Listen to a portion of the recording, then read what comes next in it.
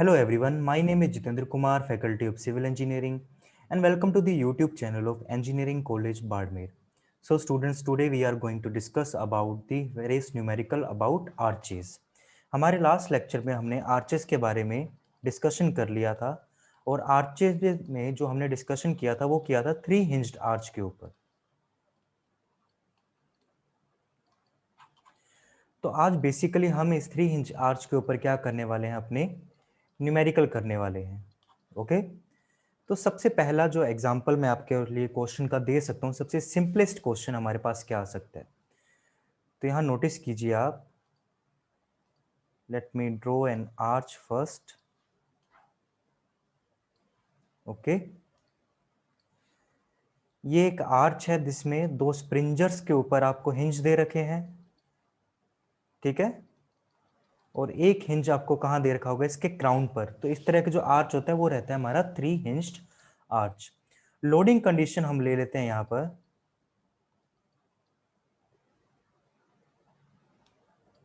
UDL.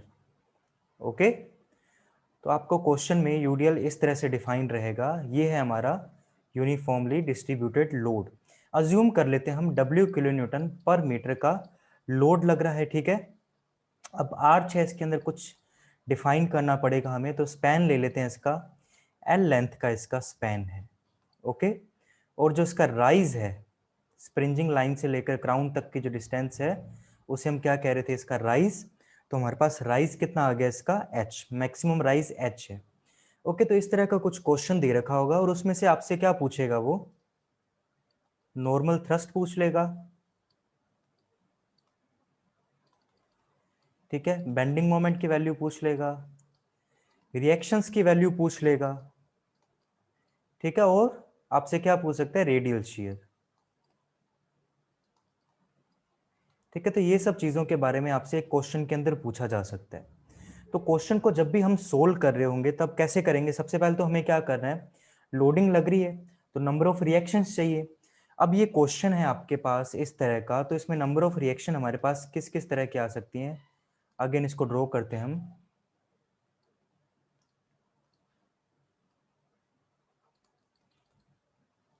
This is my question here, this is the loading, and loading is my UDL, that is uniformly distributed load in W kilo Newton पर metre के हिसाब से। Length आपको कितनी दे रखी है, L metre, और rise इसका H। ओके, तो इस तरह से आपको डिटेल्स दी हुई हैं। अब हमारे पास क्या लगेंगी, कुछ रिएक्शंस लगेंगी। तो चलिए रिएक्शन कौन कौन सी लग सकती हैं, अज्यूम कर लेते हैं सपोर्ट A सपोर्ट B है, यानी कि स्प्रिंजर जो लगे हुए हैं जहां पर A और B हो गए, क्राउन को हम C से डिनोट कर देते हैं। तो मेरे पास रिएक्शन कौन कौन सी आ सकती है, सपोर्ट A पर एक वर्टिकल, एक सपोर्ट B पर वर्टिकल, ठीक है, एक सपोर्ट A पर हॉरिजॉन्टल और दूसरी सपोर्ट P पर हॉरिजॉन्टल रिएक्शन।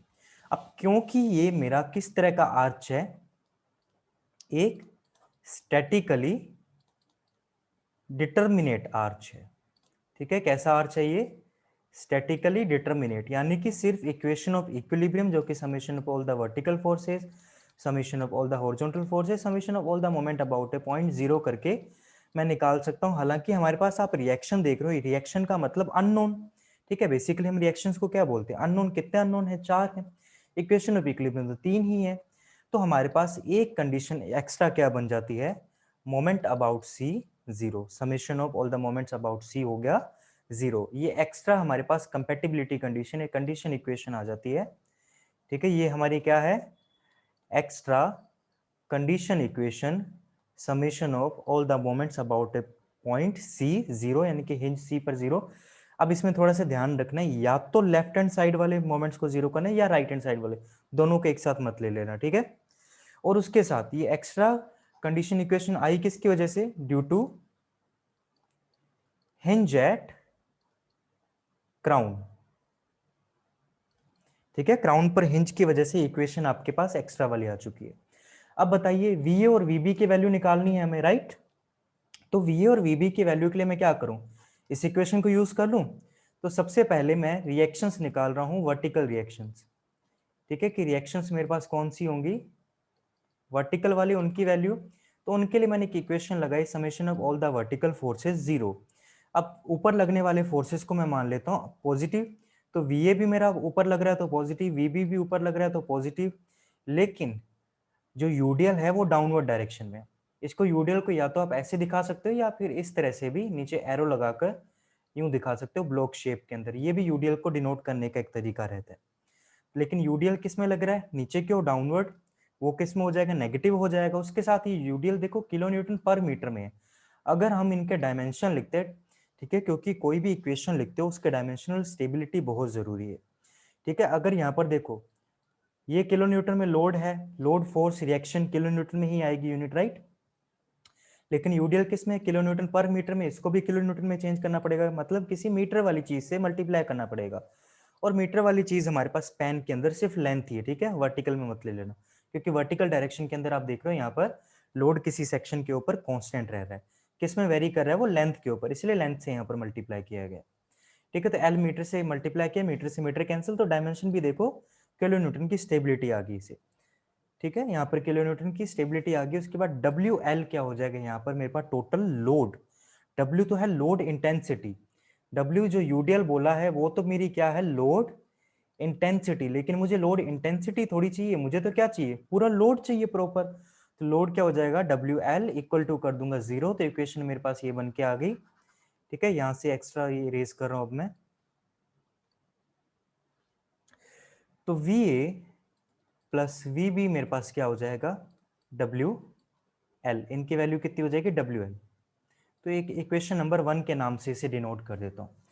हालांकि अगर कंपटीशन एग्जाम होता फिर मैं इतना यहाँ पर माथा नहीं मार रहा होता। हमें पता है कि एक सिमेट्रिकल स्ट्रक्चर है, दोनों साइड हिंज है, लोडिंग भी सिमेट्रिकल है, तो वी और वीबी की वैल्यू इक्वल आने वाली है। लेकिन ये चीज आप कहाँ कर सकते हो, सिर्फ ऑब्जेक्टिव टाइप के कंपटीशन एग्जाम में। लेकिन हमारा तो डिस्क्रिप्टिव पेपर है, हमें पूरी वैल्यू निकालनी पड़ेगी, तो हमें यहाँ पर एक और इक्वेशन लगानी पड़ेगी। तो हम अब कर देते हैं summation of all the bending moment about point 0 कर देते हैं, राइट। तो यहां देखो अब हमें मोमेंट्स लेने हैं, क्योंकि एच ए, एच बी और वी ए तीनों की line of action point B से गुजर रही है, इसलिए यहाँ पर कोई परपेंडिकुलर डिस्टेंस हमें दिखाई नहीं दे रही। ठीक, क्योंकि हमें बेंडिंग मोमेंट क्या चाहिए, लोड इनटू परपेंडिकुलर डिस्टेंस। लेकिन एच ए, एच बी और वी बी तीनों की लाइन ऑफ एक्शन कहां से गुजरी, हिंज बी से। तो तीनों के तीनों का कोई भी यहाँ पर बेंडिंग मोमेंट नहीं आने वाला। किस बेंडिंग मोमेंट किसकी वजह से आएगा, सिर्फ वी ए और इस यूडीएल की वजह से। वी ए देखो कैसे घुमाने की कोशिश कर रहा है इसे, ठीक है, वीए इसे क्लॉकवाइज डायरेक्शन में घुमाने की कोशिश कर रहा है। अगर वीए लोड इस तरह से लगता है, देखो इस हिंज के आसपास, इसे क्लॉकवाइज डायरेक्शन में घुमा देता, तो क्लॉकवाइज को हम मान लेते हैं पॉजिटिव। तो वीए मल्टीप्लाई बाय एल, ये तो हो गया पॉजिटिव। लेकिन यूडीएल देखो डाउनवर्ड डायरेक्शन में लग रहा है, अब हिंज इधर है, ये डाउनवर्ड डायरेक्शन में, तो ये इसे कुछ एंटी क्लॉकवाइज डायरेक्शन में घुमा देता। तो यूडीएल तो घुमाएगा भाई इसे नेगेटिव डायरेक्शन में। यूडीएल की जगह अब क्या है, टोटल लोड लेना है, तो टोटल लोड डब्ल्यू एल हो गया हमारे पास। और ये लोड के साथ अभी मुझे परपेंडिकुलर डिस्टेंस भी चाहिए, तो यूडीएल का सीजी निकालना पड़ेगा हमें। ठीक है, जब भी आप यूडीएल के लिए बेंडिंग मोमेंट निकाल रहे होते हो तब उसका सीजी निकालना पड़ता है। ठीक है, जैसे हमारे पास सेंटर ऑफ ग्रेविटी होता है उसी तरह से। तो आप यहाँ पर क्या करोगे, L/2 से मल्टीप्लाई करना पड़ेगा, क्योंकि लोड सिमेट्रिकल है, पूरे L स्पैन पर है, तो उसके लिए बीचों बीच सीजी आएगा एकदम, यानी कि L/2 डिस्टेंस पर। तो L/2 से मल्टीप्लाई इक्वल किया 0। उसके बाद अगर VA की वैल्यू निकालोगे तो VA मल्टीप्लाई बाय L क्या हो जाएगा आपके पास, WL²/2। L से L देखो कट करोगे तो आपके पास VA की फाइनल वैल्यू क्या आ जाएगी, WL/2 आ जाएगी। ठीक है, अभी एक्स्ट्रा कंटेंट यहां से मैं इरेज कर रहा हूं। VA की वैल्यू आपके पास कितनी आ गई, WL/2। पहले ही बताया था आपको, क्योंकि सिमेट्रिकल स्ट्रक्चर है, हाफ तो आना ही है। अगर VA WL/2 है, यानी कि WL का आधा VA है, तो बाकी बचा आधा किसका हो जाएगा, VB का। इस इक्वेशन में अगर आप वैल्यू रखोगे, इक्वेशन 2 की इक्वेशन 1 में वैल्यू रखोगे, तो भी वही सेम रिजल्ट आएंगे। मैं यहाँ पर डायरेक्ट लिख रहा हूँ क्योंकि आप इतने इंटेलिजेंट तो हैं, ये मैं मानकर चल रहा हूँ आपको। ठीक है, तो यहाँ पर VB की वैल्यू भी मेरे पास कितनी आ जाएगी, WL/2। तो मेरे पास देखो दो अननोन्स की वैल्यू आ गई, VA और VB की। अब मुझे क्या चाहिए, हॉरिजॉन्टल रिएक्शन चाहिए। तो इसे आप चाहें तो इस तरह से मैं डायरेक्ट कर रहा हूं, वैसे भी कर सकते हैं, या फिर आप इसे स्टेप फॉर्मेशन के अंदर भी कर सकते हैं, कि जैसे कि मैंने अपने लास्ट लेक्चर में भी समझाया था, फर्स्ट स्टेप क्या हो जाएगा, calculation of all the vertical reaction. Second step calculation of all the horizontal reaction. Vertical reaction कैसे कैसे निकालोगे, summation of all the vertical forces zero करके, और उसके बाद summation of all the bending moment about a point, या तो ए point के रिस्पेक्ट में कर लेना या बी पॉइंट के रिस्पेक्ट में, क्योंकि मोस्ट ऑफ द फोर्सेस की जो लाइन ऑफ एक्शन है वो ए हिंज या बी हिंज से गुजर रही है, बाकी एक ही हमारे पास अननोन बचता है, उसकी वजह से हमारे पास उसकी वैल्यू आ जाती है। ठीक है, अब हमें क्या करना है, स्टेप नंबर 2। तो ये बेसिकली हमारा क्या था, स्टेप नंबर 1 कंप्लीट हो चुका है। अब हमें स्टेप नंबर 2 करना है। एक बार डायग्राम में इरेज करके दोबारा बना रहा हूं।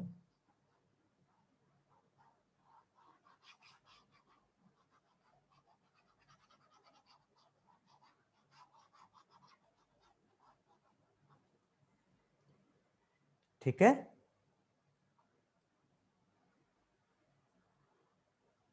एक राउंड के ऊपर ही, अंदर मत समझ लेना इसे,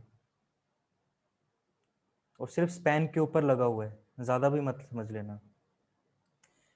ओके, W किलोन्यूटन पर मीटर का यूडीएल, हिंज दिखाने एक ग्राउंड पर, दो स्प्रिंजर्स पर, ये हमने हिंज दिखा दिए यहाँ। एक मिनट, मैं मेरा माइक चेक कर लूं, कई बार मैं भूल जाता हूँ। ओके,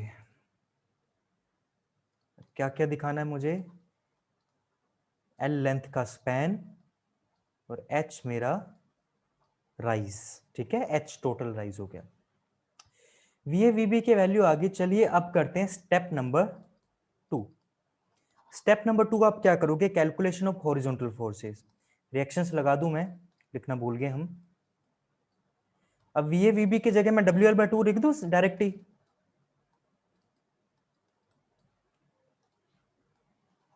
ठीक है,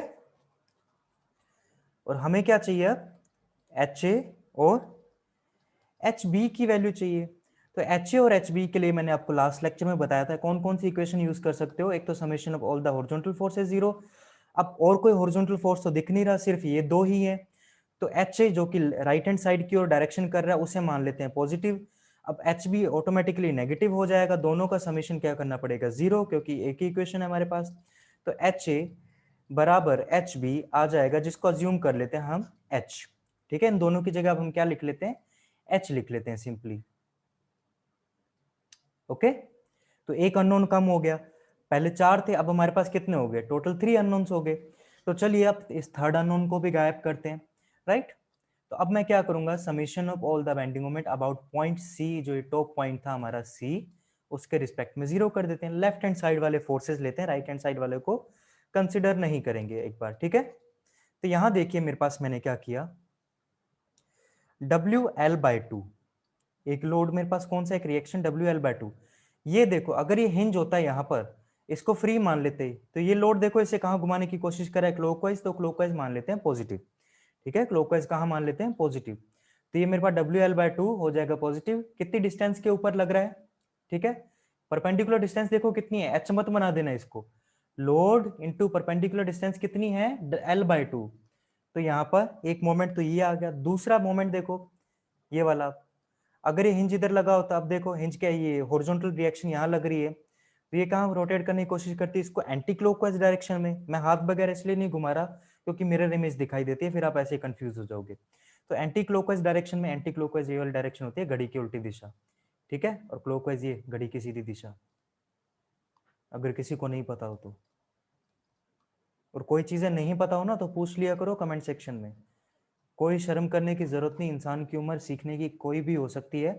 जितना हम सीख सकते हैं हमारी स्टूडेंट लाइफ में उतना हमें सीखना चाहिए।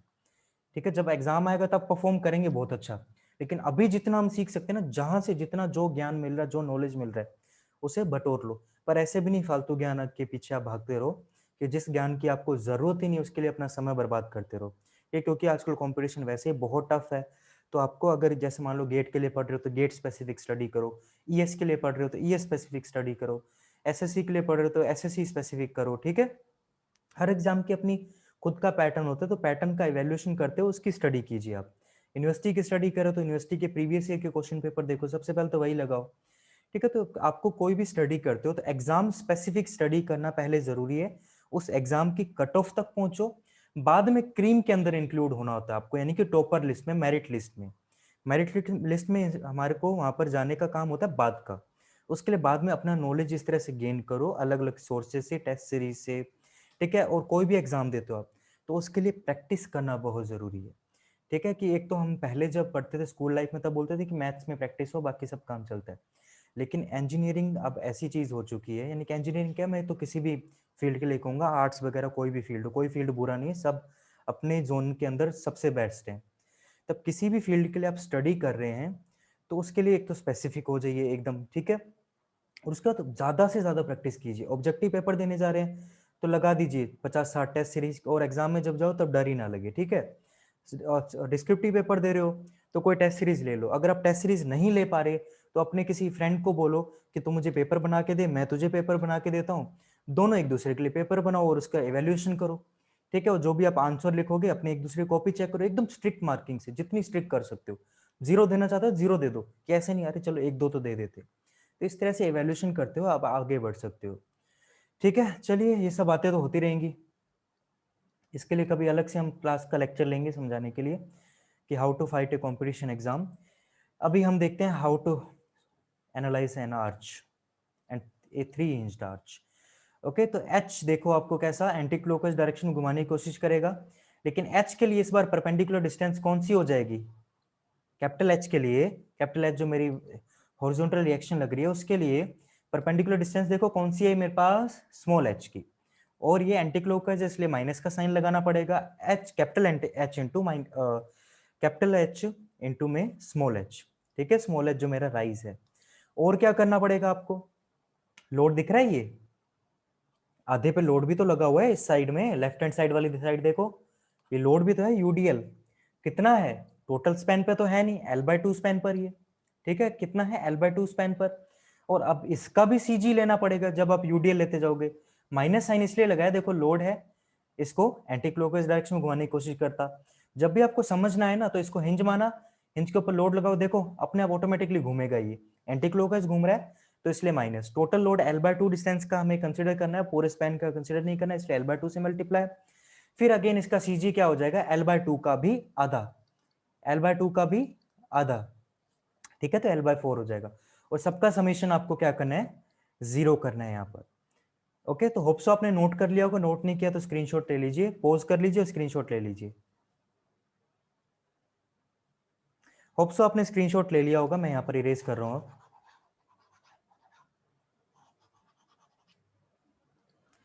ठीक है, तो इसे सोल्व करते हैं हम। WL²/4 minus h into small H minus WL²/8, ठीक है। कितना है WL²/8? जब आपको एग्जाम के अंदर जल्दी से सोल्व करना हो ना, तो इस तरह के क्वेश्चन अगर, तो आप क्या करो, इनके डिनोमिनेटर की वैल्यू को सेम कर दो, ठीक है। यहाँ डिनोमिनेटर सेम कैसे हो सकते हैं? 2 से मल्टीप्लाई करके। अब कहीं भी किसी इक्वेशन में 2 ऐसे तो मल्टीप्लाई कर नहीं सकते, इस टर्म के अंदर डिनोमिनेटर में 2 से मल्टीप्लाई किया, तो न्यूमिनेटर में भी कर दो, अंश बटा हर वाली चीज है, ठीक है। एप्टीट्यूड की चीजें थोड़ी आपको सीखनी चाहिए मेरे हिसाब से। तो 8 हो गया, तो ये WL², L⁴ लिखा है L², ठीक है, गलती से लिख दिया था। तो ये WL²/8 कितने हैं? 2 हैं। और ये WL²/8 कितने हैं? 1 है। किसी भी चीज का अगर किसी चीज से मल्टीप्लाई नहीं है, यानी कि उसका 1 से मल्टीप्लाई है, ठीक है। आइडेंटिटी फंक्शन बोलते हैं इसको, तीसरी चौथी क्लास में सीखते हैं, ठीक है। तो ये देखो, ये कितने WL²/8 है? 2। और ये कितने? 1। 2 में से 1 गया, ये प्लस का 2, ये माइनस का 1, 2 में से 1 गया, बचा 1। तो अब यहाँ पर मेरे पास वैल्यू कितनी आ जाएगी? WL²/8 आ जाएगी। तो डायरेक्टली सोल्व करने के थोड़े तरीके होते हैं। -h/h को अदर साइड लेके जा रहा हूँ, तो कुछ इस तरह का हो जाएगा। अगेन टर्म्स को मैं इरेज कर रहा हूँ। आई होप सो आपने नोट डाउन कर लिया होगा, और नहीं किया तो पॉज करके बेटा नोट डाउन कर लिया करो, ठीक है। क्योंकि रिकॉर्डेड लेक्चर आप तो इजीली कभी भी पॉज कर सकते हो, आराम से देख सकते हो इसे। तो एच की वैल्यू, इस हॉरिजॉन्टल रिएक्शन की वैल्यू मेरे पास कितनी आ जाएगी? WL²/8h। तो इस H की रिएक्शन की वैल्यू मेरे पास कितनी आ गई? WL²/8h। तो अब यहाँ पर इरेज करके मैं क्या कर रहा हूँ, इन इक्वेशन की वैल्यू लिख रहा हूँ। अब H की जगह मैं क्या लिख दूंगा? WL²/8h लिख दूंगा। एक बार काम करता हूँ, थोड़ा डायग्राम को मिटा देता हूँ।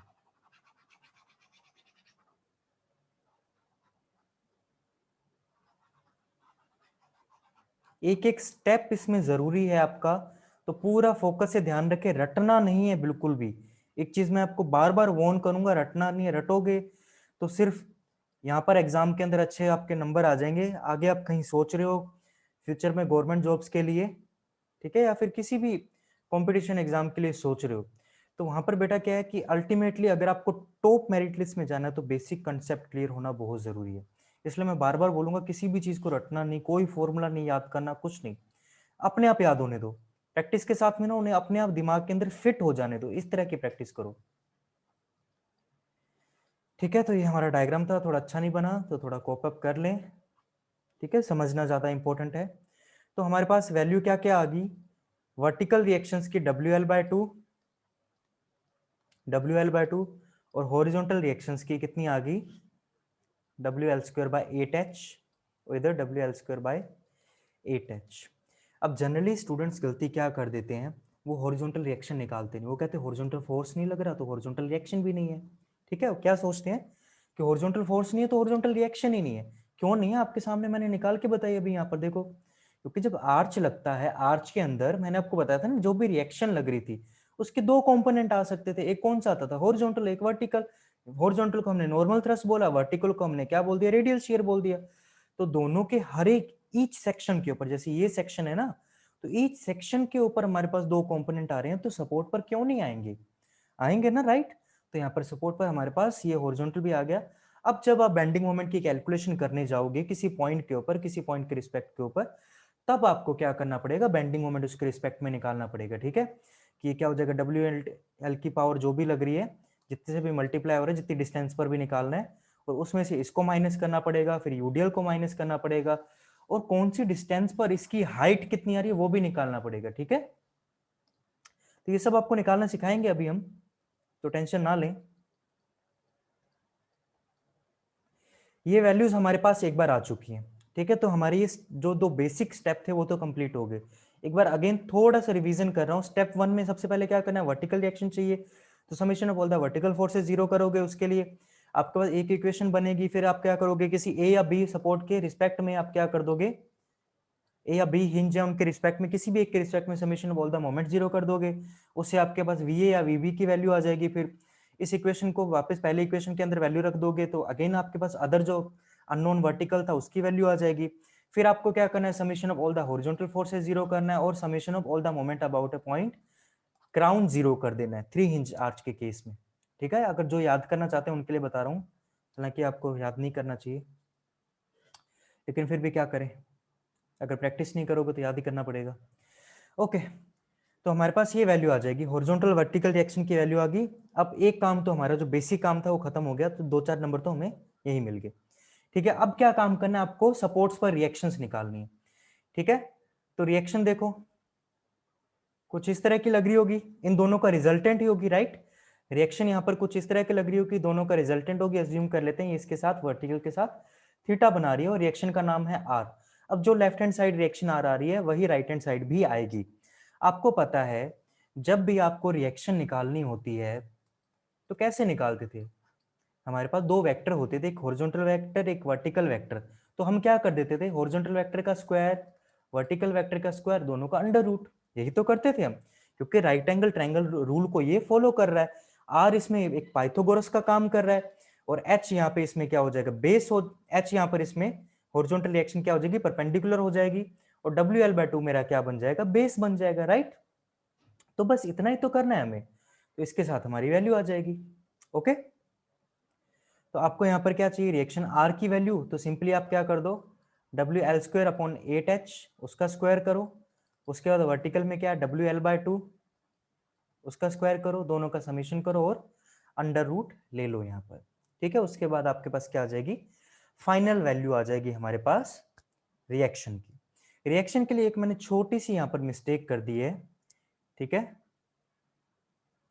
नेक्स्ट पेज पर बताता हूँ आपको क्या मिस्टेक हुई है, तब तक सोचो क्या मिस्टेक की होगी, रिएक्शन में की है मैंने, डायग्राम ड्रॉ कर लूं मैं, सोचते रहो, वरना 10 सेकंड आगे स्किप कर दो।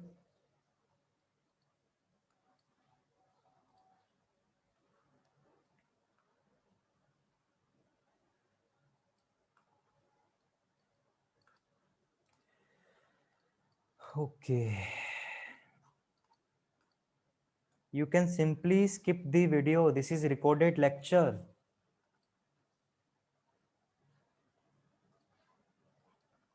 टोटल वीडियो स्किप मत कर देना, 10-20 सेकंड ओनली।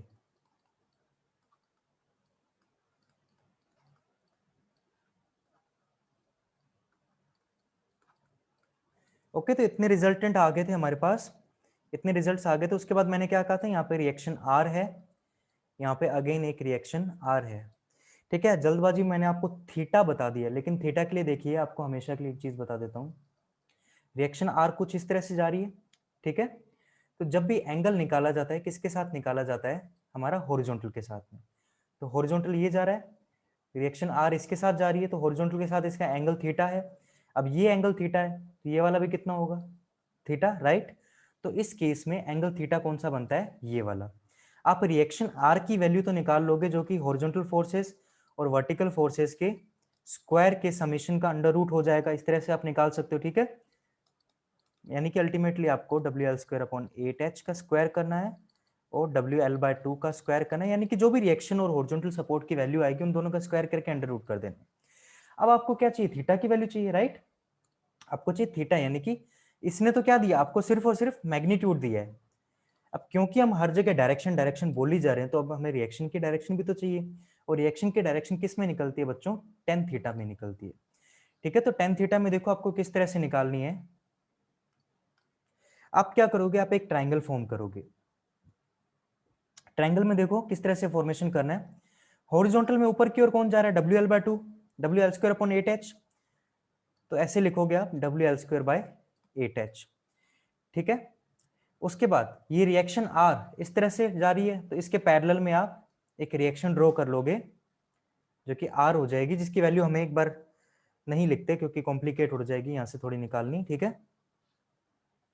जब इन WLH की वैल्यू दी होगी ना आपको, तब आप R निकाल पाओगे, कुछ ना कुछ उसका न्यूमेरिकल वैल्यू आ जाएगी। अब यहाँ पर आना ही, यहाँ पर हमारे पास क्या वेरिएबल आना है, तो क्यों लिखना उसे, एक सिंपल कॉमन वेरिएबल R से डिनोट कर लेते हैं, रिएक्शन R इस तरह से। अब इस वर्टिकल वाली को आपको शिफ्ट करना है, ठीक है, वर्टिकल वाली को शिफ्ट करके यहाँ पर ले आओ, यानी किस तरह से बनाना है आपको। तो ये लो, वर्टिकल वाली शिफ्ट कर दी, तो इससे क्या लिख दिया, WL/2। हालांकि 11th-12th का टॉपिक है, फिर भी मैं सोच रहा हूँ थोड़ा समझा दूं, ताकि आप फ्यूचर में कभी गलती ना करो, क्योंकि इसके बेस पर बहुत सारे क्वेश्चन ऐसे आते हैं जो इस तरह के होते हैं, हम मैग्नीट्यूड तो निकाल लेते हैं लेकिन डायरेक्शन नहीं निकाल पाते। तो डायरेक्शन आपको यहाँ से निकालनी है, और इन दोनों के बीच, हॉरिजॉन्टल और रिएक्शन के बीच एंगल क्या बन रहा था, थीटा बन गया। और एक ऐसा ट्राइंगल होता है बच्चों, एक राइट एंगल ट्राइंगल होता है, क्योंकि ये हॉरिजॉन्टल रिएक्शन है, ये वर्टिकल रिएक्शन है, तो दोनों के बीच में आपको पता है हॉरिजॉन्टल वर्टिकल में 90 डिग्री यानी कि राइट एंगल होता है। इसे ट्राइंगल कैसा हुआ, right angle triangle. Right angle triangle में आपको क्या चाहिए, टेन थीटा चाहिए, यानी कि आपको परपेंडिकुलर अपॉन बेस करना है। हमारे पास क्या होती थी टर्म, लाल बटा कक्का, या फिर perpendicular base perpendicular hypotenuse hypotenuse base, जिसमें टेन थीटा लास्ट वाली टर्म है, यानी कि परपेंडिकुलर अपॉन बेस चाहिए हमें। टेन थीटा क्या चाहिए, परपेंडिकुलर बेस अपॉन, यानी कि लंब बटा आधार, इस तरह से। तो इसमें लंब क्या होता है, थीटा के सामने वाली जो भी टर्म होती है उसे हम क्या बोल देते हैं, अपना लंब या फिर परपेंडिकुलर बोल देते हैं। और जिसके ऊपर थीटा और 90 डिग्री दोनों होते हैं उसे हम क्या बोलते हैं, अपना बेस। और सबसे बड़ी जो लेंथ है उसे हाइपोटेनियस तो कह ही देते हैं, राइट। हमें क्या चाहिए, सिर्फ और सिर्फ अपना परपेंडिकुलर और बेस चाहिए। परपेंडिकुलर हमारे पास क्या दे रखा है, WL/2। मैं WL/2 की जगह देखो अब क्या लिख रहा हूं, VA, ठीक है। अगर मुझे RA रिएक्शन के ऊपर एंगल थीटा ए चाहिए, RA रिएक्शन है उसके लिए एंगल थीटा ए चाहिए, यानी कि RA रिएक्शन की मुझे डायरेक्शन चाहिए, तो क्या हो जाएगी, VA अपॉन में HA, राइट। और यहां से मैं अगर डायरेक्शन निकालने जाता हूं, अगर मैं डायरेक्शन लिखूं, डायरेक्शन ऑफ रिएक्शन RA, मेरे पास क्या हो जाएगी, theta equals to tan inverse VA/HA, ठीक है। अब ये तो था डेरिवेशन निकालने का रिएक्शन की डायरेक्शन का। अब जो नहीं समझना चाहते डेरिवेशन को, उनके लिए ये रिजल्ट याद कर लो, ठीक है, कि रिएक्शन इस तरह से निकलेगी, ये HA का स्क्वायर VA का स्क्वायर, इसी तरह से VB के लिए HB के लिए हो जाएगा, और RB भी रिएक्शन निकल जाएगी, उसकी डायरेक्शन हमारे पास थीटा बी हो जाएगी, थीटा ए की जगह थीटा बी हो जाएगा, V B upon H B आ जाएगा, टर्म सब इसी तरह से निकलेगा, यानी कि काम इसी तरह से होगा।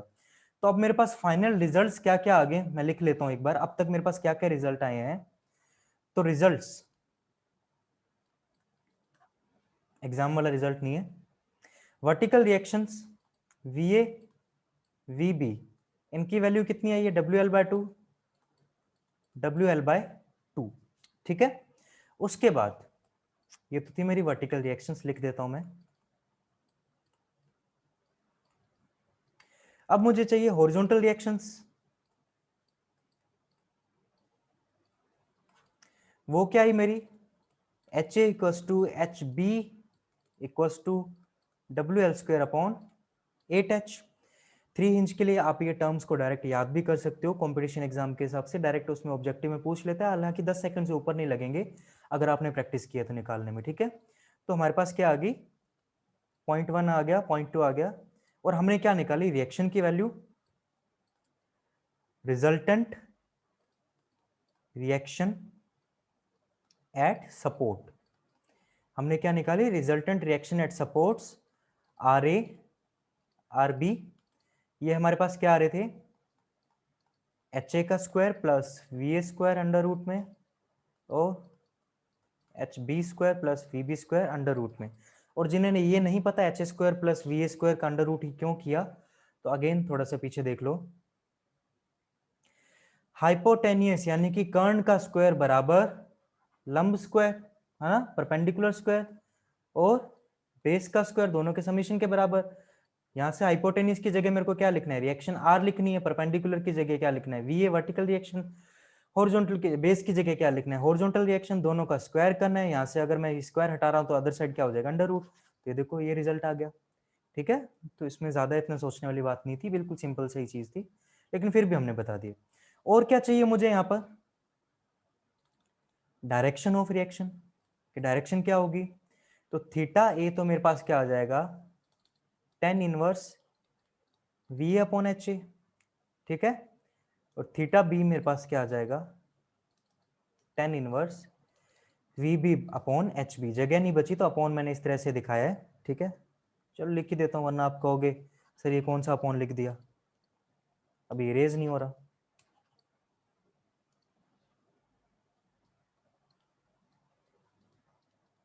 दिख रहा होगा आपको इतना, ठीक है।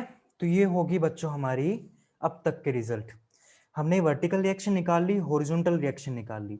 अब इनकी हेल्प से आप किसी भी सेक्शन के ऊपर बेंडिंग मोमेंट की वैल्यू निकाल सकते हो, ठीक है। किसी भी सेक्शन के ऊपर बेंडिंग मोमेंट की वैल्यू निकाल सकते हो, कैसे निकालोगे वो आपको निकाल के बता देता हूं मैं। How to calculate bending moment. अब बेंडिंग मोमेंट कैलकुलेट कर रहे हो तो बेंडिंग मोमेंट डायग्राम तो खुद बना लेना, ठीक है। चलिए जी, वापस डायग्राम बनाए, आप 10 सेकंड स्किप करो, सिंपली 20 कर दो, 20।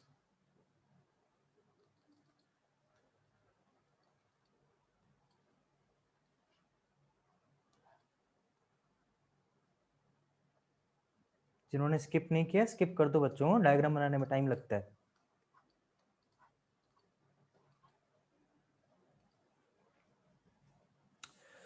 ओके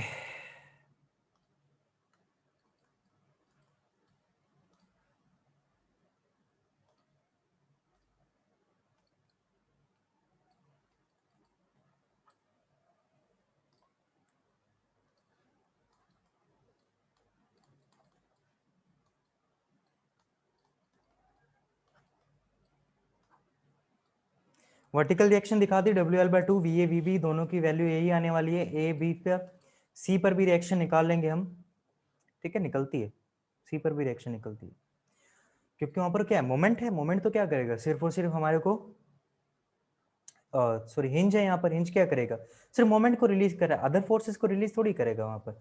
तो हॉरिजॉन्टल और वर्टिकल फोर्सेस लगेंगे, वही तुम्हारे रेडियल शियर और नॉर्मल थ्रस्ट है, जो एन और एफ से मैंने डिनोट किया था, ठीक है, वही नॉर्मल और radial, normal thrust and radial shear, इनकी कैलकुलेशन भी हम कर लेंगे, ठीक है। एक बार हम कैलकुलेशन कर रहे हैं हमारे बेंडिंग मोमेंट की, और आपको एक इंटरेस्टिंग फैक्ट पता लगेगा थ्री हिंज आर्च के ऊपर, तो why this arch is special for us. ठीक है, तो अब मैं क्या कर रहा हूं, एक सेक्शन लेते हैं लेफ्ट सपोर्ट से, सपोर्ट ए से एक सेक्शन लेते हैं जो कि x डिस्टेंस पर है। ठीक है, उस x डिस्टेंस पर ये जो पॉइंट आ रहा है, मुझे उसके ऊपर बेंडिंग मोमेंट की वैल्यू चाहिए कि what is the value of bending moment at that particular point at the section x from the left hand support a। Okay, इतना ही चाहिए हमें। हमें कैलकुलेशन करनी है bending moment at section x की। करें कैलकुलेशन, चलिए करते हैं। लो जी, ब्लू पेन लेते हैं, बड़ा अच्छा लगता है दिखने में। तो इस पॉइंट के रिस्पेक्ट में आपको बेंडिंग मोमेंट कैलकुलेट करना है, तो मैंने क्या बताया था, उसको मान लो हिंज, उसके रिस्पेक्ट में घुमा दो। तो WL/2 देखो इसे कैसे घुमा रहा है, क्लॉकवाइज। तो क्लॉकवाइज को अज्यूम कर लेते हैं पॉजिटिव, ऊपर लिख लेना, हमने क्लॉकवाइज को पॉजिटिव माना है लेफ्ट हैंड साइड सपोर्ट से। ठीक है, इस तरह से साइन कन्वेंशन दिखाकर। साइन कन्वेंशन नहीं बनाओगे मैं तो भाई नंबर काटूंगा अगर कॉपी मेरे हाथ में आ गई तो। साइन कन्वेंशन के बिना काम नहीं चलेगा। ठीक है, बाकी और हाँ, कंपटीशन एग्जाम में भी जीरो मिलते हैं, एक्सपीरियंस से बता रहा हूँ, मतलब मेरे जीरो नहीं आए थे, बता रहा हूँ, किसी कॉपी देखी थी। ओके, WL/2 कितनी डिस्टेंस पर लग रहा है, x डिस्टेंस पर, क्योंकि क्लॉकवाइज है पॉजिटिव मान लेते हैं। उसके बाद ये हॉरिजॉन्टल वाला अब कहाँ लग रहा है, एंटी क्लॉकवाइज डायरेक्शन में। इसको देखो, ये हॉरिजॉन्टल वाला कहाँ घुमाने की कोशिश करेगा, एंटी क्लॉकवाइज डायरेक्शन में, तो माइनस हो जाएगा। WL²/8h है ना, WL²/8h।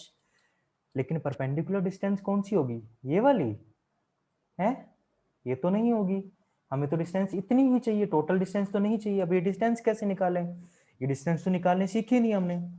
तो बच्चों, अगर आपको पुराना लेक्चर याद हो तो हमारे सिलेबस में सिर्फ और सिर्फ 3 इंच पैराबोलिक आर्च है, और पैराबोला की इक्वेशन यानी कि ये जो length y, vertical distance y होती है, उसके लिए इक्वेशन क्या बनती है, 4h। ठीक है, 4h/L² x into L minus x, जिसमें h क्या है, मेरा राइज है, L क्या है, मेरा स्पैन है, x है मेरी डिस्टेंस। ठीक है, ये वाली जो सेक्शन वाली लिए, और L माइनस एक्स ऑटोमेटिकली बाकी बची कितनी हो जाएगी, L माइनस एक्स, क्योंकि टोटल L है, दोनों का समीशन करके देखो, x plus L minus x x plus x है, माइनस एक्स कट गया, बचा L। ठीक है, इतना तो आप समझदार हो ही, मैं भी कई बार एक्स्ट्रा बता देता हूँ। ठीक है, हमें क्या चाहिए, y की वैल्यू चाहिए। लो जी, अब y की वैल्यू तो कितनी आई है total, y equals to 4hx L minus X upon L², तो इसको रखना पड़ेगा। तो अब मल्टीप्लाई में यहां पर आप रखोगे 4h/L², x को अंदर मल्टीप्लाई कर दूं अभी मैं। ठीक है, इस इक्वेशन के इसके अंदर ब्रैकेट के अंदर मल्टीप्लाई करो, तो ये क्या बन जाएगा, XL माइनस x², यही बनेगा, कुछ और तो नहीं बनेगा ना। तो इतना मैंने लिख दिया, अगेन माइनस लगेगा, क्यों, आप पूछोगे क्यों, तो यहां देखिए एक बार मैं बाकी इरेज कर देता हूं। ये इतना सा यूडीएल कंसीडर करना है, हमें कलर दूसरा लेते हैं, इतना सा यूडीएल कंसीडर करना है, ये एक्स वाला, क्योंकि हम लेफ्ट हैंड साइड से ही बेंडिंग मोमेंट बना रहे हैं। तो ये कहाँ लगेगा, देखो नीचे की ओर, नीचे की ओर ये इसको कौन सी डायरेक्शन में घुमाने की कोशिश करेगा, अगर ये हिंज होता तो लोड लगता तो ये एंटी क्लॉकवाइज डायरेक्शन में घूम जाता। तो यहां पर हम क्या कर देंगे, W इंटू एल करेंगे, हाँ W इंटू एल करेंगे क्या, स्पैन टोटल L पर तो यूडीएल है, लेकिन मुझे कितना कंसीडर करना है, सिर्फ x डिस्टेंस का, तो इस बार होगा W इंटू एक्स, कितना हो जाएगा W इंटू एक्स। और टोटल स्पैन का अगर L/2 उसका CG हो जाता था, तो इस बार हम तो x स्पैन ले रहे हैं यूडीएल के लिए कंसिडरेशन में, तो इसका CG x/2 हो जाएगा। तो मल्टीप्लाई किया x को x/2 से, तो x²/2 डायरेक्ट लिख दिया। ठीक है, इस बार इक्वल टू 0 मत कर देना, ठीक है, गलत हो जाएगा, क्योंकि हम बेंडिंग मोमेंट की वैल्यू निकाल रहे हैं, बेंडिंग मोमेंट को उस पॉइंट पर जीरो नहीं कर रहे, ये हिंज है नहीं इधर कहीं, इधर हिंज अज्यूम कर लो आप। ठीक है, वो मैं तो खाली आपको बेंडिंग मोमेंट के प्लस और माइनस साइन के लिए बताता हूँ कि अज्यूम करो वहां पर अगर हिंज होता तो कैसे घूमता, क्लॉकवाइज घूमता कि एंटी क्लॉकवाइज, सिर्फ अज्यूम करना होता है। यहाँ बराबर जीरो मत कर देना कि सर ने बोला हिंज है तो मोमेंट जीरो कर दें, ऐसा नहीं करना है। बेंडिंग मोमेंट की कैलकुलेशन कर रहे हैं, इस इक्वेशन को सोल्व करें अभी, तो मैं बाकी इरेज कर दूं, थोड़ी जगह बन जाएगी हमारे पास। लो जी, हो गया जी, इधर ऑलमोस्ट अपना काम हो गया। अब समझ गए होगे, इक्वेशन ये बन गई, आपको पता है ऊपर डायग्राम तो यही था हमारा। ठीक है, अब सबको मल्टीप्लाई करते जाओ, WLx/2 एक टर्म बन गई, अब इस टर्म को अंदर आपको मल्टीप्लाई करना है पहले, ठीक है, इस टर्म को अंदर मल्टीप्लाई करना है। तो एक बार इसको बाहर पड़ा रहने दो, एक साथ मल्टीप्लाई मत करना, गलती हो जाएगी एग्जाम के अंदर। टाइम है तो आराम आराम से करो ना। 4HL², इसका मल्टीप्लाई किससे हुआ, एक्सएल से, तो एक एल से एक एल कट करना है नेक्स्ट टर्म के अंदर, याद रखना, यहीं हटा देते हैं या फिर अपन।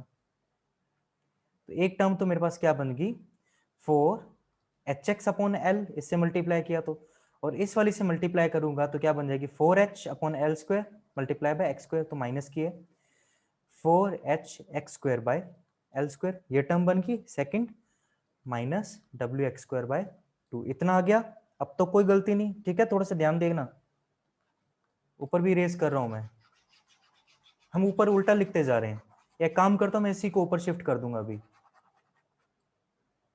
टोटली शिफ्ट कर देता हूं ना, ये लो, ठीक है। कई बार सिंपल सा डायग्राम भी नहीं बनता, एरो सिंबल बनाना था आपको।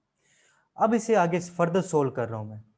तो again first term WLX/2 minus, अब इसको अंदर मल्टीप्लाई करो, तो ये देखो इस L से स्क्वायर वाला L कट जाएगा, तो ये कितना बच जाएगा, और इस H से H कट जाएगा, ठीक है, इस 4 से ये 2 मतलब 8 कट जाएगा, 2 बचेगा। तो फाइनल टर्म्स मेरे पास क्या आ जाएंगे, एक तो W आ जाएगा, ठीक है, एक इधर क्या आ जाएगा, L, ओके, और क्या बच जाएगा X, और नीचे क्या बच जाएगा 2, WLX/2, कितनी वैल्यू आएगी, राइट।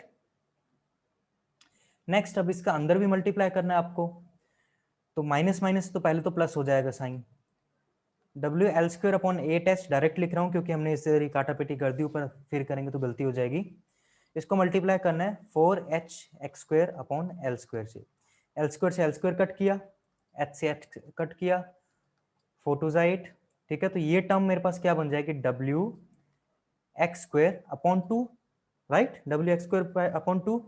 तो इसको अब इरेज करके मैं डायरेक्ट लिख रहा हूं WX²/2, तो यहां मैंने क्या लिख दिया, WX²/2, लास्ट देखो, लास्ट माइनस WX²/2, चारों टर्म्स आ गई। अब कुछ नोटिस करो, क्या ये टर्म और ये टर्म इक्वल है मैग्नीट्यूड में और साइन अपोजिट है, कट होगी 0, ये टर्म इक्वल है, कट होगी 0। तो bending moment at a section XX at any from the any support, ठीक है, bending moment at section XX from the any support on the 3 hinge arch is going to be 0। अब ये गलती कर देते हैं कि लोग इसमें बेंडिंग मोमेंट बना देते हैं, और WL²/8 वाला कहां दिख रहा है क्या, दिखा कहीं पर आपको, इसकी वैल्यू दिखी, बाय डेरिवेशन आपको बताया मैंने यहाँ पर। तो बाय डेरिवेशन हम अगर सोल्व करने जाते हैं तो आप देखेंगे बेंडिंग मोमेंट की वैल्यू तो आई ही नहीं। तो जो WL²/8 करते हो आप, थोड़ा सा ध्यान दो, बीम नहीं है ये, आर्च है, बीम में हॉरिजॉन्टल रिएक्शंस नहीं थी, यहाँ है, उन्हीं की वजह से बेंडिंग मोमेंट क्या हो जाता है, 0 हो जाता है in the case of 3 hinge arch। तो एक ना रेड या ग्रीन पेन से मोटा मोटा नोट लगाकर लिखना, in the case of 3 hinge arch at a section XX anywhere from the support, either from the left hand support or the right hand support, the bending moment is going to be 0 mathematically, ठीक है। हालांकि कुछ value actual में तो आएगी, क्योंकि actual में बिल्कुल ये रियल कंडीशन नहीं हो पाती, लेकिन बहुत माइन्यूट आएगी, बहुत स्मॉल वैल्यू आएगी, लेकिन बाय कैलकुलेशन हमारे पास क्या है, वैल्यू 0 आई है, ठीक, क्योंकि रिजिड सपोर्ट है, वो रिजिड पूरी फ्रेम स्ट्रक्चर है, ठीक है, वो क्या करेगी, कुछ ना कुछ बेंडिंग मोमेंट को रजिस्ट करेगी, उसके कारण उसकी जो कैपेसिटी होती है वो बढ़ जाती है, ठीक है। तो जो हमारे जो डेप्थ के सेक्शन होते हैं ना आर्च के, वो हम कम डेप्थ के प्रोवाइड करा सकते हैं in comparison to the beams, लेकिन क्योंकि वो राइज ले लेते हैं तो हमारे पास घरों वगैरह के अंदर सपोर्ट नहीं होती, तो हम आर्चेस को अवॉइड कर देते हैं, ठीक है। लेकिन arch is the better section, as you can see it is not the flexure section, it is not failing in the flexure, 3 hinge arch is not failing in the flexure, and the value of bending moment in 3 hinge arch at any section anywhere on that arch from the either from the left hand support or from the right hand support is going to be 0, so please note it down। तो ये था बच्चों हमारा 3 hinge arch, ठीक है, इतना समझ गए। अब एक लास्ट काम करते हैं, हम हॉरिजॉन्टल और वर्टिकल रिएक्शंस की वैल्यू भी निकाल ही लेते हैं, यानी कि रेडियल शियर, मतलब बाकी सब तो निकाल ही लिया, अब रेडियल शियर और वो भी निकाल लेते हैं। अब क्या चाहिए हमें, radial shear and normal thrust ही तो चाहिए, है ना, इतना ही तो चाहिए, radial shear normal thrust.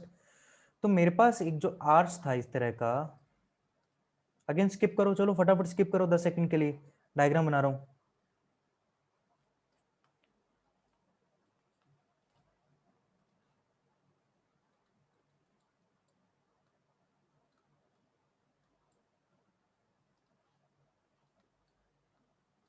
Vertical reactions WL/2, WL/2, horizontal reaction 3 inch arch में अगर यूडीएल लगा टोटल स्पैन पर कितनी आ जाएगी, WL²/8H, अब तक तो याद ही हो जानी चाहिए, WL²/8H। स्पैन हमने इसका लिया था L, राइज हो गया था H, और कोई डिस्टेंस किसी सेक्शन X पर हमें Y चाहिए, तो उसके लिए इक्वेशन क्या आ जाएगी, Y=4H/L² X × L-X। ठीक है, ये कोई भी पैराबोलिक प्रोफाइल हो, चाहे पैराबोलिक आर्च हो, पैराबोलिक टेंडन हो प्रीस्ट्रेस के अंदर, चाहे पैराबोलिक केबल हो हमारी। आपके सिलेबस में पता नहीं केबल है या नहीं, मतलब इसमें तो नहीं है, आगे इन फ्यूचर आपके आएगी केबल के नहीं स्ट्रक्चर में। तो केबल के लिए अगर आप एनालाइज करते हो तो उसमें भी आपको यही करना है, ठीक है। Y=4H/L², एच जिसमें राइज हो जाएगा या डिप हो जाएगा, राइज हो यानी कि अपना आर्च इस तरह से सीधा बना होगा, डिप हो जाएगा आर्च उल्टा बना होगा, इस तरह से बना होगा, तब हमारे पास डिप आ जाएगी, ये उसे डिप बोल देंगे, इसे राइज कह देते हैं, राइट। बट इतना सा डिफरेंस है हमारे पास, और हमें पता है बेंडिंग मोमेंट की वैल्यू 0 आ चुकी है। अब हमें चाहिए रेडियल शियर, तो मैं कोई सेक्शन यहाँ पर कट कर रहा हूँ इस तरह से, ठीक है।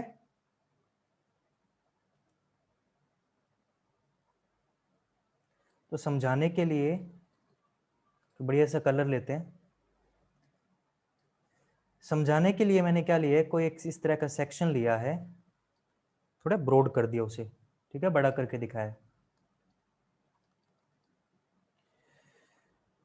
ओके, वर्टिकल अब कहाँ दिखाऊं मैं, जगह तो छोड़ी नहीं मैंने, अज्यूम कर लो वर्टिकल ऐसे है, ठीक है, WL/2, इधर कितना लग रहा है, WL²/8H, ठीक है, इतना हो गया वर्टिकल हॉरिजॉन्टल, और साथ में इतनी इतनी डिस्टेंस पर ये यूडीएल भी लग रहा है, W kN/m का, X डिस्टेंस ले लें इसकी, ठीक है, इतना ही है ना, ये इतना सेक्शन ले लिया हमने, और Y आपको पता है यहाँ से आई जाएगा। अब क्या करूँ मैं, रेडियल शियर और हॉरिजॉन्टल थ्रस्ट चाहिए, अगर किसी को याद ना हो रेडियल शियर हॉरिजॉन्टल थ्रस्ट, तो अगेन बना के बता देता हूँ। ये जो क्रॉस सेक्शन लिया है उसके पैरेलल आने वाला जो फोर्स होगा, जिसे हम जनरल डिनोट कर रहे थे F से, वो हमारा था रेडियल शियर, और इसके परपेंडिकुलर में, यानी कि इस क्रॉस सेक्शन के परपेंडिकुलर में जो भी थ्रस्ट आएगी उसे बोलते थे हम नॉर्मल थ्रस्ट, N से डिनोट करते थे। ये नॉर्मल थ्रस्ट N होगी, रेडियल शियर F हो गया, ठीक है। अब करने वाले हैं हम इनकी कैलकुलेशन, तो बाकी सबको मैं कर रहा हूँ इरेज। डायग्राम से किस तरह से सेक्शन लिया था आप समझ गए होंगे।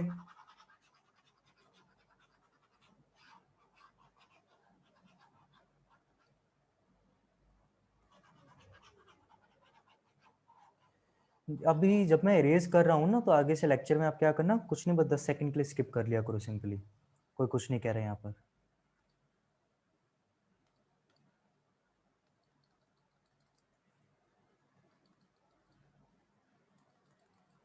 ये जो मैंने ऑरेंज कलर से हल्का हल्का दिखाया ना, ये एक्चुअली है मेरी डायरेक्शंस, ठीक है। This is the direction horizontal and vertical, this is horizontal direction and this is vertical direction. अब कोई सेक्शन कट किया है, उसमें इंटरनली रेडियल शियर और नॉर्मल थ्रस्ट तो आ रहे होंगे, लेकिन वर्टिकल और हॉरिजॉन्टल रिएक्शन तो होंगी, उसी के थ्रू तो हमने कंपोनेंट बनाए थे। तो हॉरिजॉन्टल के साथ जब भी एंगल बनाता है थीटा, ये भी थीटा हो जाता है, प्रूफ कर दिया था लास्ट लेक्चर में, कैसे किया था पिछला लेक्चर देखो। अभी इसको फटाफट से हमें खत्म करना है यहाँ पर, ठीक है। तो हॉरिजॉन्टल में हम अज्यूम कर रहे थे एक फोर्स H लगता है, वर्टिकल में एक फोर्स V लग जाता है। तो इन दोनों के रिस्पेक्ट में हमने रेडियल शियर और नॉर्मल थ्रस्ट एन के लिए क्या किया था, दो इक्वेशंस फॉर्म की थी हमने। कौन कौन सी इक्वेशन फॉर्म की थी अगर आपको याद हो, तो इक्वेशन अगर आपको याद ना हो तो फटाफट देखो कैसे बनती है। एन का कंपोनेंट लेना है, एन का हॉरिजॉन्टल कंपोनेंट क्या हो जाएगा, एन कोस थीटा, किसके इक्वल दिख रहा है, इस एच के, ठीक है, क्योंकि एच इस डायरेक्शन में लगता है और वी इस डायरेक्शन में, डाउनवर्ड डायरेक्शन में अज्यूम करके लगाते हैं, ठीक है। थोड़ा सा इरेज करके बनाता हूँ अच्छा सा, एच लेफ्ट हैंड साइड में, वी इस तरह से। तो एन कोस थीटा कंपोनेंट किसके इक्वल हो जाएगा, एच के, और n sin थीटा कंपोनेंट किसके इक्वल हो जाएगा, v के। ऊपर वाली पूरी इक्वेशन को मल्टीप्लाई करो cos थीटा से, नीचे वाली पूरी इक्वेशन को मल्टीप्लाई करो sin थीटा से। ऊपर देखो मल्टीप्लाई करोगे n cos स्क्वायर थीटा, इधर क्या हो जाएगा n sin square theta. n को लिया common, cos square theta plus sin square theta कितना होता है 1, तो ये क्या हो जाएगा n इक्वल्स टू इधर क्या हो जाएगा s cos theta plus v sin theta. Equation बन के आ गई। इक्वेशन देखो मैं बोल रहा हूँ याद मत करो, अपने बन जाएगी। 10 सेकंड लगते हैं मुश्किल से, तो समझाने बैठा हूँ तो आपको थोड़ा ज्यादा टाइम लग गया, 15 सेकंड लगे होंगे। तो इक्वेशन फटाफट बन के आ गई। इसी तरह से हमारे पास वर्टिकल के लिए भी, रेडियल शेयर के लिए भी बनानी है। तो रेडियल शेयर में देखो f का हॉरिजॉन्टल कंपोनेंट तो क्या हो जाएगा f cos थीटा, तो किसके इक्वल आ जाएगा v के, और f sin थीटा किसके इक्वल आ जाएगा, f sin थीटा क्या होगा इस हॉरिजॉन्टल डायरेक्शन इस तरह से आ जाएगी। f का sin थीटा कैसे बनेगा, इस तरह से बनेगा, राइट हैंड साइड की तरफ पॉइंट आउट करके रखेगा। तो ये माइनस एच के इक्वल आएगा, ना कि प्लस एच के, क्योंकि दोनों की डायरेक्शन ऑपोजिट है। ऊपर वाले टर्म को अगेन cos थीटा से मल्टीप्लाई, नीचे वाले टर्म को sin थीटा से मल्टीप्लाई। ठीक है, तो इसमें से आपको cos square theta plus sin square theta हो जाएगा, वो 1 बन जाएगा। f को तो कॉमन ले ही रखा था, तो f रेडियल शेयर इक्वल किसके हो जाएगा, इस साइड से आ जाएगा v cos थीटा के, और इस साइड से आ जाएगा माइनस h sin थीटा के। तो फटाफट देखो हमारे पास दो इक्वेशन बन गई नॉर्मल थ्रस्ट और रेडियल शेयर को निकालने के लिए। अब मैं इसे इरेज कर रहा हूं, बाकी जो भी एक्स्ट्रा कंटेंट है। ठीक है, अब एक चीज कंसिडरेशन के लिए आपको ध्यान में क्या रखनी पड़ती है बच्चों, कि ये जो थीटा है ना, ये वाला थीटा, ये थीटा आप सिंपली आप tan inverse VA upon HA मत रख देना। ठीक है, इसे आप tan inverse VA upon HA मत रखना। क्यों, क्योंकि यहां पर, एक मिनट में इसे इरेज कर दूं, क्योंकि यहां पर जो सेक्शन आ रहा है उसका कर्व देखो हर पॉइंट पर चेंज हो रहा है, इधर अलग है, इधर अलग है, इधर अलग है, इधर अलग है। तो यहां पर जो सेक्शन का, ये बीच में सेंटर लाइन का सेक्शन माना जाता है, तो इसका स्लोप देखो अलग आ रहा है। अगर यहाँ इस पॉइंट पर लेता तो इसका स्लोप देखो अलग आ रहा है, तो ये थीटा अलग, ये थीटा अलग, इसका थीटा अलग। तो हर सेक्शन पर कभी भी आर्च में किसी कर्व शेप के अंदर लोगे थीटा बदलता रहता है। लेकिन अब इस थीटा की वैल्यू कहाँ से लाएं, तो बच्चों आपके पास इक्वेशन है ना, वो ये जो x सेक्शन पे x डिस्टेंस पे जो x डिस्टेंस आपने अज्यूम किया उसके लिए इक्वेशन है ना, 4h by L square x distance पर l माइनस एक्स अदर रख देना है, तो आपके पास वैल्यू आ जाएगी y की। अब आप कहोगे तो y की वैल्यू है, मुझे तो यहाँ पर थीटा चाहिए। तो अगर आपको पता हो तो tan थीटा क्या होता है बच्चों, किसी भी y का डिफरेंशिएशन कर दोगे dy by D x he tan theta होता है। डिफरेंशिएशन करें इसका, तो 4h बाई एल स्क्वायर पूरा का पूरा कांस्टेंट है तो बाहर रहेगा, x का एक बार अंदर ही मल्टीप्लाई कर दिया तो xl हो गया, xl माइनस एक्स स्क्वायर, इन दोनों का x के रिस्पेक्ट में डिफरेंशिएशन करना है। l अगेन कांस्टेंट है तो l का l रह जाएगा, x का डिफरेंशिएशन करोगे dx बाई डी एक्स 1 हो जाएगा, 1 का मल्टीप्लाई l से, तो ये फर्स्ट टर्म l आएगी। सेकंड टर्म मेरे पास क्या हो जाएगी 2x आ जाएगी, x स्क्वायर का डिफरेंशिएशन होता है 2x। तो यहां से अगेन मेरे पास tan थीटा की वैल्यू कितनी आ जाएगी 4h by L square l minus 2x। अब एक चीज बताओ, यहाँ तो चलो मैंने एच एल वगैरह की वैल्यू नहीं दी है, दी होती तो इजीली निकाल लेते आप, राइट। कि ऐसे मैं बोलता अगर 15 मीटर स्पैन का मेरे पास आर्च है जिसका राइज 3 मीटर है, इसमें आपको लेफ्ट सपोर्ट से 2 मीटर के डिस्टेंस पर थीटा निकालना, निकाल लेते राइट, सब वैल्यूज रखते। टेन थीटा आ गया तो आप क्या कोस थीटा साइन थीटा नहीं निकाल सकते, सीधा क्या करना है आपको टेन इनवर्स कर देना, थीटा की वैल्यू निकाल दो। टेन इनवर्स कर दो, ये पूरी की पूरी टर्म को यहाँ पर इसके अंदर ब्रैकेट में लिखोगे, टेन इनवर्स के बाद थीटा की वैल्यू आ गई, फिर इसको simply sine theta cos theta करके निकाल लेना। इसके लिए आपको कैलकुलेटर की जरूरत पड़ती है, तो बिना कैलकुलेटर के सवाल करने मत बैठ जाना, होगा नहीं। ठीक है, इनिशियल की वैल्यू आ जाएंगी, रेडियल शेयर नॉर्मल थ्रस्ट नहीं निकाल पाओगे। तो जब आप यहाँ से थीटा की वैल्यू निकाल कर जाओगे, नॉर्मल हमारे पास जो थ्रस्ट लग रही है और रेडियल शेयर लग रहा है, उनके अंदर वैल्यू निकालोगे तो आपके पास कुछ ना कुछ वैल्यू आ जाएगी यहाँ पर, तो सिंपली इस तरह से कैलकुलेट कर लोगे, राइट। तो अभी आपको एक चीज बताता हूँ। ओके, थोड़ा पानी पीने गए थे हम। ओके, लगातार बोलते हैं तो आवाज एक बार रुक जाती है बच्चों। चलिए, तो ये है मेरे पास यूडीएल लगा हुआ इस तरह से, ठीक है। चलिए इसे ड्रॉ नहीं करता मैं, आपको डायरेक्ट ही पिछले में समझा देता हूँ मैं कुछ एक चीज आपको बताना चाह रहा हूं, ठीक है। तो यहां से देखिए, ये वैल्यूज को लेकर चल रहा हूं मैं। टेन थीटा कितना दिखाई दे रहा है आपको, 4h upon L square L minus 2x, और इस f की इक्वेशन है v cos theta minus h sin theta, ठीक है। बाकियों को एक बार आप भूल जाओ। रेडियल शियर कितना था, f equals to v cos theta था sin थीटा था, cos थीटा। अब आप ये मत सोचना कि याद ही नहीं है मुझे, तो मैं याद नहीं रखता हूँ, जिस तरह से पहले निकाला था वैसे ही निकालता हूँ। कि जब आप एग्जाम देने जाओगे ना, 13 से 15 सब्जेक्ट जब एक साथ आपके सामने होते हैं, क्योंकि एप्टीट्यूड रीजनिंग वगैरह सबको इंक्लूड करना पड़ता है, तब याद नहीं आती चीज़ें, ठीक है। उस टाइम आपको बेसिक कंसेप्ट आपके क्लियर होना बहुत ज़रूरी हो जाता है। तो आपके पास एक तो ये टर्म आई थी F equals to V cos theta minus S sine theta. Second क्या आ गया था, tan theta equals to 4h upon L square L minus 2x। Okay, आगे नहीं हो रहा, हो गया। सेकंड क्या आया था, tan theta 4h by L square L minus 2x। इतनी टर्म्स आई। अब एक चीज करिए, अब आपको f की वैल्यू निकालनी है, तो देखो f की वैल्यू कैसे निकालते हैं। मैं एक काम कर रहा हूं, एक बार तो cos थीटा को ले रहा हूं कॉमन, क्योंकि मेरे पास cos थीटा की वैल्यू नहीं है बाय दिस टर्म, और कुछ बताना भी चाह रहा हूं आपको मैं। अंदर क्या बच गया, v और माइनस h टेन थीटा, क्योंकि जब आप ऐसे cos थीटा कॉमन लेते हो ना, तो मतलब इसका होता है इधर भी cos थीटा से भाग दिया, इधर भी cos थीटा से भाग दिया, ये तो कट गया, ये क्या बन गया, sin theta by cos theta tan theta बन गया। जिन्हें नहीं पता 10th क्लास ट्रिग्नोमेट्री, गो रिवाइज देन। ओके, ये टर्म आ गई।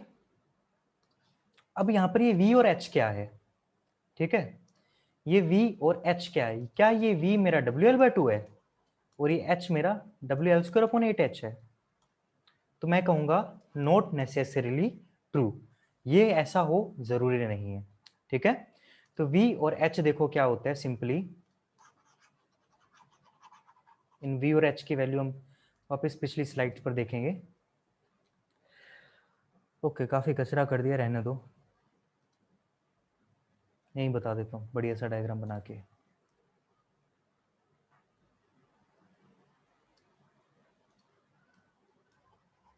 स्किप कर लो 10 सेकंड फटाफट से।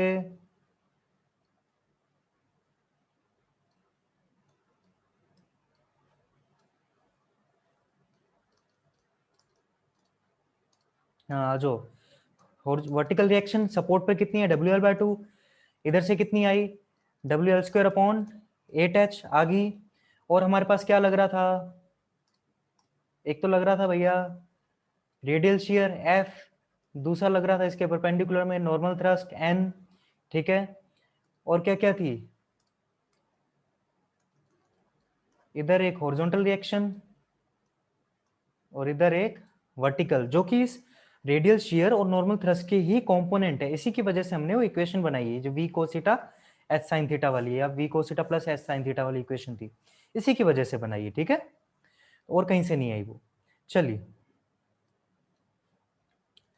अब मुझे क्या चाहिए, इस v की वैल्यू चाहिए, what is value of v। तो बेसिकली कुछ नहीं करना, आपको क्या करना है, यहाँ पर summation of all the vertical forces कर दो 0, ठीक है। इतना सा ही काम है बस, summation of all the vertical forces 0। क्योंकि v डाउनवर्ड लग रहा है तो मान लेता हूँ पॉजिटिव, तो इसके साथ में w into x, UDL x distance पर लगने वाला जो लोड लगा वो भी नीचे डाउनवर्ड, तो पॉजिटिव, और WL/2 अपवर्ड लग रहा है तो नेगेटिव हो जाएगा, सबका समेशन कर दो 0। तो मेरे पास इस v की वैल्यू कितनी हो जाएगी, WL/2, ये पॉजिटिव हो जाएगा ना उधर जाके माइनस का, और जो प्लस का WX था वो हो जाएगा माइनस का WX। तो v की वैल्यू अब क्या रखोगे आप इस इक्वेशन में, सिंपली WL/2 माइनस WX। आपको कोई न्यूमेरिकल वैल्यू रख के इसलिए नहीं समझा रहा, क्योंकि इस तरह का क्वेश्चन आपका हर जगह ट्रू हो जाएगा, बस आपको W की L की वैल्यू रखते जानी है, और आपके लिए जितनी भी कंडीशन होंगी इससे रिलेटेड सारे क्वेश्चन सोल्व हो जाएंगे उसमें। अब H की वैल्यू चाहिए, तो जैसे ही summation of all the vertical forces 0 किया, उसी तरह summation of all the horizontal forces 0 कर दो। अब क्योंकि हमारे पास दो ही हैं फोर्सेस हॉरिजॉन्टल डायरेक्शन में, एक तो ये, दूसरा ये, अगर राइट हैंड साइड डायरेक्शन को जो पॉइंट कर रहा है उसको पॉजिटिव मानते हैं, WL² अपॉन 8h को पॉजिटिव मानते हैं, तो जो लेफ्ट हैंड साइड पॉइंट करा उसे नेगेटिव मानना पड़ेगा, दोनों का समेशन 0, अदर साइड लेके जाओगे तो पॉजिटिव हो जाएगा डायरेक्ट, इसी में मैंने सोल्व करके दिखा दिया। तो h की वैल्यू मेरे पास WL²/8h आ जाएगी, इसलिए मैंने आपको थोड़ी देर पहले बोला था कि इनकी वैल्यू एग्जैक्ट जो सपोर्ट रिएक्शन है उनके बराबर आ भी सकती है जैसे इस केस में आई है, और नहीं भी आ सकती जैसे इस केस में आई है, हमेशा नेसेसरी ट्रू होना जरूरी नहीं। तो हमारे पास हॉरिजॉन्टल रिएक्शन कितनी आ गई, WL²/8h, राइट। टेन थीटा कितना है, 4h/L², L-2x आ गया। अब सिंपली बेटा इसे सोल्व करते जाओ, इतना लिख लिया होगा आपने, वरना बैक करके कहीं ना कहीं पोज करके आप लिख लेना, ठीक है, वरना आपको 5 सेकंड टाइम दे रहा हूं। स्क्रीनशॉट ले लिया होगा आपने, समझदार बच्चे हो आप।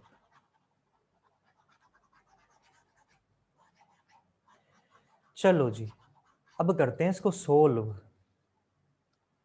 तो f की वैल्यू रखो कोस थीटा बाहर ही, सबको अब धीरे धीरे खोलते जाओ, WL/2 माइनस WX, इसको डायरेक्ट अंदर मल्टीप्लाई कर दूं, समझ जाओगे क्या आप, ये एक टर्म के अंदर कर दो। चलो WL²/8h को एक बार बाहर ही रखते हैं, एक एक टर्म का मल्टीप्लाई करते हैं अंदर, पहले इस वाले को अंदर मल्टीप्लाई करूंगा, तो 4h/L², ऊपर L है, एक L कट जाएगा तो 4HL/L, 4h/L, ठीक है, माइनस नेक्स्ट टर्म में क्या हो जाएगा, 4h/L² मल्टीप्लाई करना है 2x से, तो 4h की जगह क्या हो जाएगा 8h, मल्टीप्लाई हो गया x से, तो 8hx/L², क्योंकि माइनस लगा हुआ इसलिए माइनस का सिंबल यहाँ दिखा दिया, ठीक है, इक्वेशन बन के आ गई। ऊपर वाला इरेज कर दूंगा, अब जगह बच गई होगी हमारे पास। सिंपली मैं इसे ऊपर क्यों नहीं शिफ्ट कर देता, भूल जाता हूँ, काफी सारी फीचर है इस ऐप के अंदर, काफी बढ़िया ऐप है। तो f equals to cos theta तो बाहर है, हालांकि इसका कोई सिग्निफिकेंस नहीं है कोस थीटा का, देख लोगे आप कैसे नहीं है, minus WX।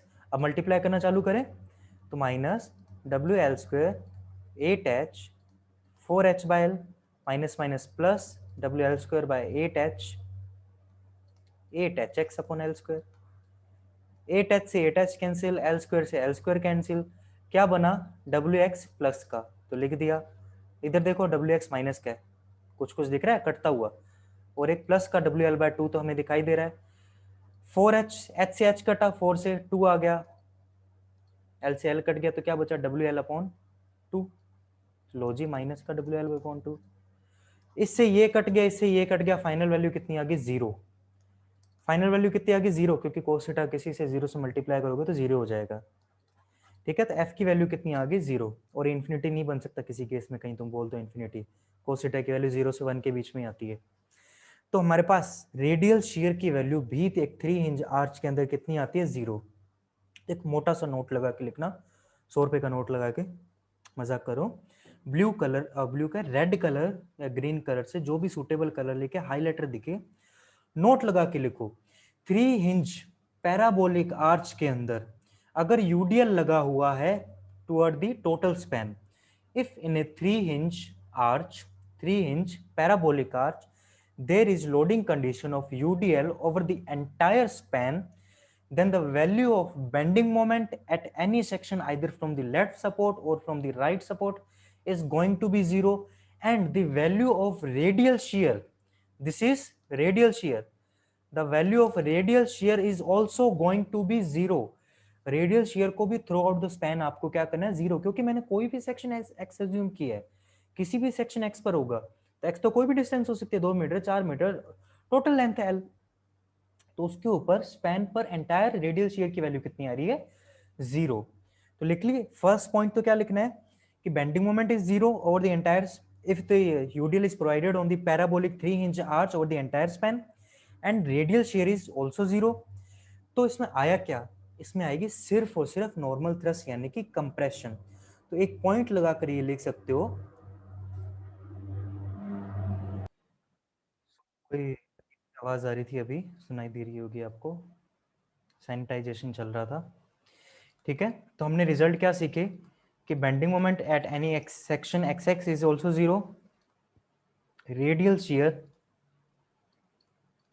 F is also 0, और कौन सी कंडीशन में होगा, जब यूडीएल होगा, UDL over entire span of a three hinged parabolic arch. तो एक नोट लगाकर आप और लिख सकते हो यहां पर, बड़ा सा नोट लगाकर, कि 3 hinge parabolic arch is only subjected to compression forces. कि 3 हिंज पैराबोलिक आर्च में सिर्फ और सिर्फ हमारे पास क्या रहते हैं, कंप्रेशन। इसलिए कंप्रेशन की वजह से, जैसे की स्टोन वगैरह लगाकर आप मेजनरी आर्च बनाते हो, तो खुद के कंप्रेशन से ही वो खुद को रिजोल्व कर लेता है, वहां पर होल्ड करके रखता है। और इसलिए आपने पुराने आर्चेस देखे होंगे, वहां पे बीच में कोई मटेरियल, बाइंडिंग मटेरियल नहीं है, फिर भी उन आर्चेस ने आपस में खुद को क्या रखा है, बाइंड कर रखा है। किसकी वजह से? क्योंकि उसके अंदर क्या लग रहा है, प्रीडोमिनेटली कंप्रेशन फोर्स लग रहा है। तो ये था बच्चों हमारा 3 हिंज पैराबोलिक आर्च। अब एक क्वेश्चन है आपके लिए, ठीक है, एक क्वेश्चन है आपके लिए।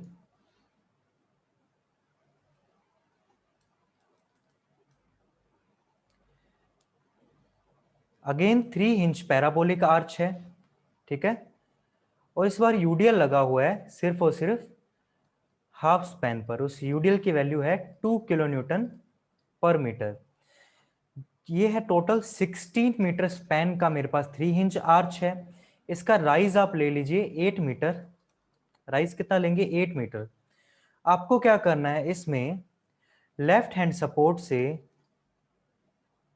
4 मीटर की डिस्टेंस पर क्या करना है, लेफ्ट हैंड सपोर्ट से 4 मीटर की डिस्टेंस पर मेरे पास बेंडिंग मोमेंट के लिए तो आप पूरा डायग्राम बना लोगे, ठीक है। मेरे पास radial shear and normal thrust की वैल्यू कितनी आने वाली है वो बताओगे। एक तो पॉइंट आपको मेरे को ये बताना है। दूसरा आपको क्या करना है, सारे के सारे वर्टिकल रिएक्शंस बताने हैं, ठीक है। सारी वर्टिकल रिएक्शन, हॉरिजॉन्टल रिएक्शन की वैल्यू क्या बताओगे, वर्टिकल रिएक्शन की वैल्यू, हॉरिजॉन्टल रिएक्शन की वैल्यू, उसके साथ ही साथ मुझे बेंडिंग मोमेंट डायग्राम ड्रॉ करके भी बताओगे। जो मेरे क्लासरूम स्टूडेंट्स हैं ऑफलाइन हमारे, वो क्या करेंगे, वो मुझे एज एन असाइनमेंट ये सबमिट करेंगे, ओके। और उसके बाद जो क्वेश्चन है, बाकी लोग जो भी यूट्यूब पर देख रहे हैं, सिंपली कमेंट सेक्शन के अंदर उन्हें आंसर को पोस्ट करना है। जो सबसे पहले करेक्ट आंसर देगा उसके कमेंट को हम पिन करेंगे वहां पर, ठीक है। तो ये क्वेश्चन है आपके पास, सिंपल सा क्वेश्चन है। 3 इंच पैराबोलिक आर्च है, हाफ स्पैन के ऊपर लेफ्ट हैंड साइड के स्पैन पर हमारे पास लोडिंग लगी है, 2 न्यूटन पर मीटर की यूडीएल है, जिसमें 16 मीटर स्पैन है, 8 मीटर राइज है आपके पास। आपको लेफ्ट हैंड साइड से 4 मीटर की जो हमारे पास सेक्शन कट होगा, उसके ऊपर क्या निकालना है, उसके ऊपर आपको रेडियल थ्रस्ट और रेडियल शियर और नॉर्मल फोर्स की, नॉर्मल थ्रस्ट की वैल्यू निकालनी है, ओके। तो ये था बच्चों हमारा 3 इंच पैराबोलिक आर्च। बस इसमें ये सब वैल्यूज थी, ओके, कि बेंडिंग मोमेंट 0 हो जाता है, रेडियल शियर 0 होता है। ये बाय प्रूफ आपको मैंने मैथमेटिकली बता दी। इसमें अगर मैंने आपको वैल्यू रख के इसलिए नहीं बताया, आप सोचते कि केस स्पेसिफिक है, कि स्पेशल केस के लिए 0 होगी, लेकिन कोई भी एक्स टर्म लो, कोई भी वेरिएबल हो, उसके लिए पूरा 0 हो गया, मतलब हर केस में 0 हो जाएगा। तो ये खत्म हुआ हमारा 3 इंच पैराबोलिक आर्च। इसके बाद हम जो भी हमारा 2 इंच है, फिक्स पैराबोलिक फिक्स आर्च है, उनके बारे में स्टडी करेंगे, उनके ऊपर क्वेश्चन करेंगे। आपको बच्चों कहीं भी कोई भी डाउट आया उस लेक्चर के अंदर, सिंपली कमेंट सेक्शन के अंदर पोस्ट कीजिए। नेक्स्ट जो हमारा लेक्चर होगा उसे हम रिजोल्व करने की कोशिश करेंगे। और होप सो आपने सेशन को एंजॉय किया होगा। जो भी आपका फीडबैक हो, अच्छा बुरा, समझ आया हो, कहाँ डाउट हो, सिंपली कमेंट सेक्शन के अंदर आप पोस्ट कर दीजिए करें, ठीक है उसे। तो आज के लिए इतना ही। Hope so you have enjoyed the session. So thank you for watching the video.